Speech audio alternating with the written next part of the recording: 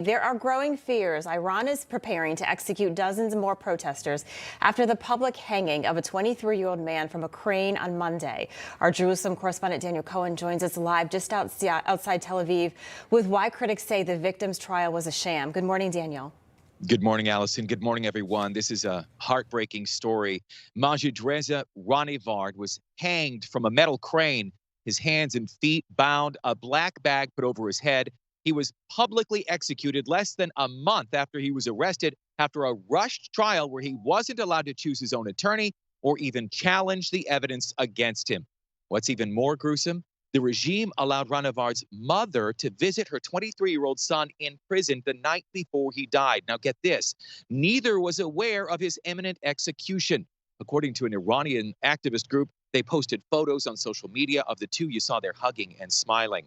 Ranivard was sentenced to death after state TV footage showing two members of Iran's Basij paramilitary forces being stabbed to death, allegedly by Ranivard. The Basij have been leading the crackdown on protests that have erupted in September when the Islamic Republic's morality police killed Mahsa Amini. The State Department here criticizing the killing of protesters challenging Iran's theocracy. We denounce this draconian treatment in the strongest terms. These harsh sentences, and now the first public execution at least, are meant to intimidate Iran's people. They're meant to suppress dissent, and they simply just underscore how much Iran's leadership actually fears its own people. In other news, Iran appears to be getting the boot from a UN body focused on, get this, promoting equality for women. A resolution to remove the Islamic Republic from the Commission of the Status of Women is moving forward. Meantime, a well-known Iranian soccer player, Amir Azdani, was sentenced to death by hanging Monday night for supporting the protests. Human rights activists say the 26-year-old was coerced into admitting he took part in the murder of police officers.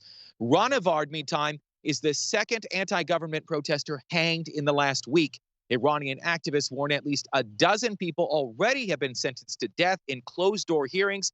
Allison, activists in Iran believe 18,000 people have been arrested and right now are awaiting trial.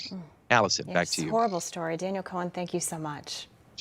No crooked establishment. None of that twisting the truth. No talking down to me. Don't tell me how to think. Don't tell me how to think. Don't tell me how to think. I trust Newsmax. Newsmax. They don't tell me how to think. They let me decide. Newsmax. real news For real people.